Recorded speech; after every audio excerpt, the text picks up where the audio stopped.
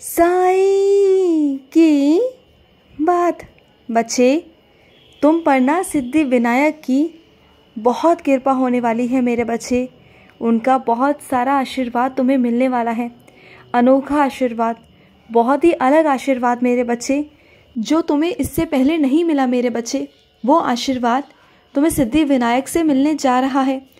जिस तरीके से तुम सिद्धि विनायक की पूजा कर रहे हो, जिस तरीके से सेवा कर रहे हो निस्वार्थ भाव से, सच्चे मन से, उनकी कृपा दृष्टि तुम पर पड़ चुकी है मेरे बच्चे। उनकी कृपा दृष्टि तुम पर जो पड़ी है ना मेरे बच्चे, अब तुम्हारा कल्याण होगा। अब देखना कि कैसे चीज़ों में परिवर्तन आएगा, तुम्हारे जीवन में परिवर्तन आएगा। अब तुम खुद अपनी आँखों से देखोगे, परिवर्तन होते हुए देखोगे मेरे बच्चे।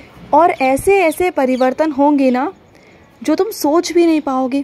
आश्चर्यचकित रह जाओगे कि तुम्हारे जीवन में तो ये सब कुछ हो ही नहीं सकता था, पर ये कैसे हो गया।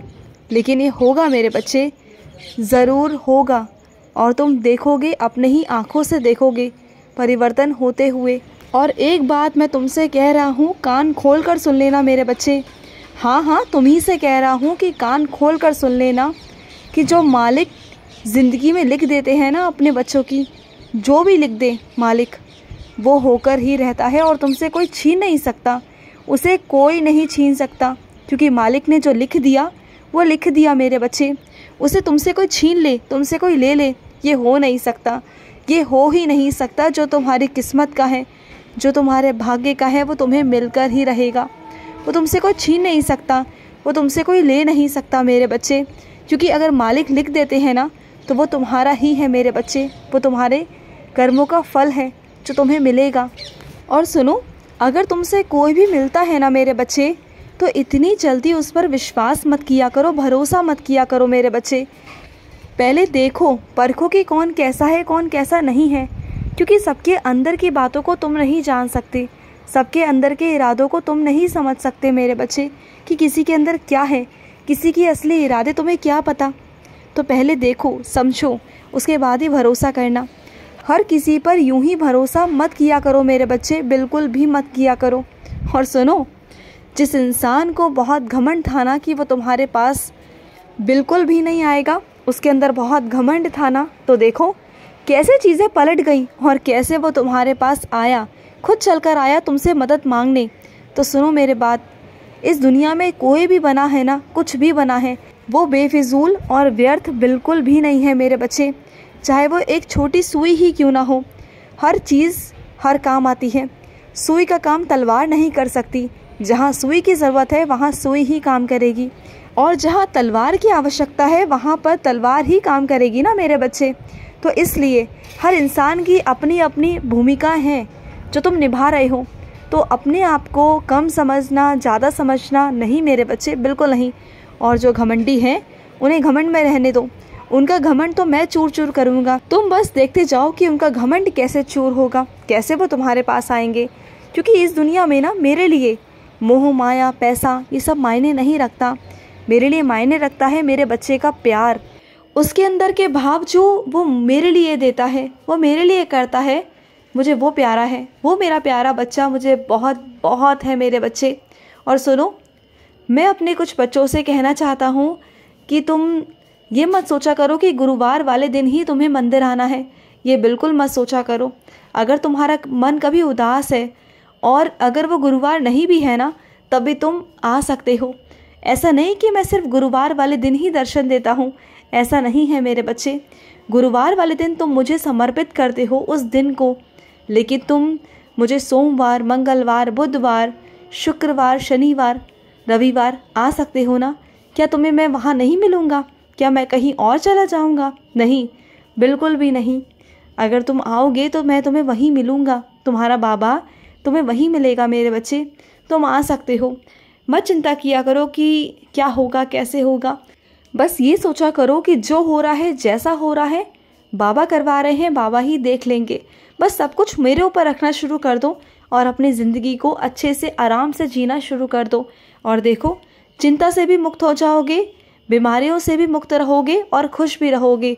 और रही काम की बातें, तो काम तो मैं कर ही दूंगा, तुम बिल्कुल चिंता मत करो। अरे मैं तुम्हें ही देखने आया हूँ और तुम्हें ही देखूंगा मेरे बच्चे। तुम बिल्कुल परेशान मत हो, तुम्हारी देखभाल मेरे हाथ में है, तुम्हारा पालन पोषण मेरे हाथ में है, तुम्हारी जिम्मेदारी मेरे हाथ में है मेरे बच्चे। और सुनो, अगर तुम्हारे घर में कहीं कॉपी किताबें या कोई पुस्तक या कोई अखबार, विद्या की कोई भी चीज़ें अगर तुम्हारे गलती से भी पैरों में आ जाए ना, तो उसे उठाकर तुरंत माथा टेको। अगर गलती से किसी और के हाथ से छूट जाए तो उसकी मदद करो उठाने में, जिससे कि वो उठाए उससे पहले तुम उठाओ और माथा टेको मेरे बच्चे। क्योंकि जिस सरस्वती माँ की वजह से तुम इस ओहदे पर हो ना, उसी सरस्वती माँ की विद्या को तुम यूँ बेइज्जत नहीं कर सकते। उन्हें माथा टेक कर इज्जत दिया करो मेरे बच्चे। तुम जितना सरस्वती माँ को इज्जत दोगे ना, उतना तुम जिंदगी में आगे विकास करोगे, तरक्की करोगे मेरे बच्चे। और सुनो, कई मेरे बच्चे तो गायन बहुत अच्छा करते हैं, उनके सुर बहुत अच्छे हैं, वो गाते बहुत प्यारा है ना, उनकी बहुत मधुर आवाज़ है। तो वो भी किस वजह से है? वो भी सरस्वती माँ का आशीर्वाद है तुम पर, वरना तुम इतना अच्छा कैसे गाते बताओ? उनका आशीर्वाद है ना तुम पर, वो तुम्हें आशीर्वाद देती हैं, तब जाकर तुम इतना प्यारा गाते हो मेरे बच्चे, इतना मधुर गाते हो कि लोगों के दिलों पर तुम राज करते हो मेरे बच्चे। और सुनो, अगर किसी का टकराव तुमसे हुआ, किसी ऐसे इंसान से जिससे तुम बातचीत भी नहीं कर रहे थे ना, और गलती से अगर टकराव हो भी गया, तो इतना सोचने की ज़रूरत नहीं मेरे बच्चे, बिल्कुल भी मत सोचो। अगर टकराव हुआ अनजाने से, गलती से और अचानक ही हो गया, तो इसमें कोई बात नहीं। वो तुम्हारे बारे में क्या सोचेगा क्या नहीं सोचेगा, इस बारे में सोचने की कोई ज़रूरत नहीं। तुम ये सोचना छोड़ दो। और तुम बहुत ज़्यादा सोचते हो, इसलिए चीज़ें तुम्हें परेशान करती हैं। मत सोचा करो उन चीज़ों के बारे में। और सुनो, जो भी तुम्हारा शौक़ है ना, उसे ही आगे बढ़ाओ ज़िंदगी में। अगर उसे बढ़ाओगे तो आगे निकल जाओगे।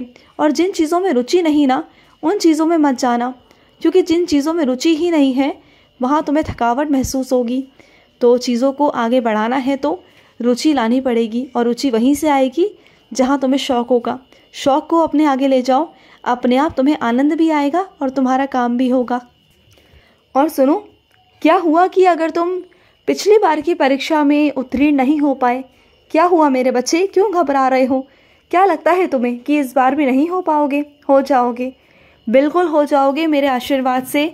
इस बार तुम उत्तीर्ण होके आगे भी बैठ जाओगे, आगे की परीक्षा भी तुम दे पाओगे। तुम बिल्कुल चिंता मत करना। कोई अगर कुछ भी कहे, कैसा भी कहे, किसी की बातों में मत आना।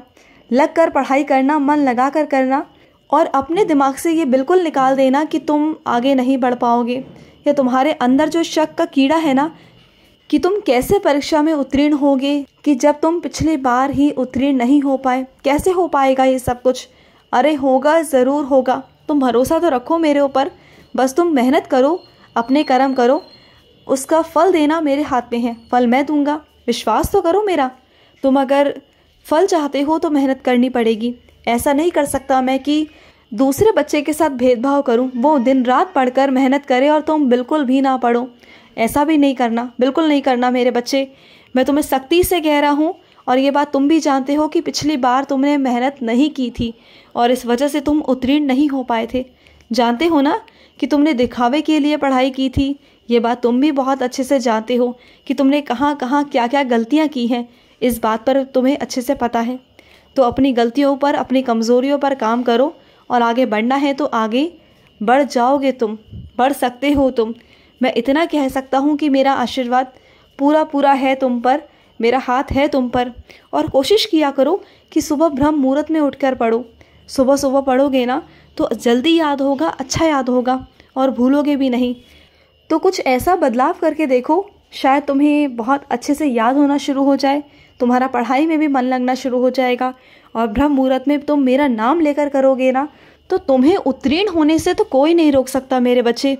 किसी की इतनी मजाल नहीं कि तुम्हें कोई उत्तीर्ण होने से रोक दे। भरोसा करो मुझ पर। खुश रहो।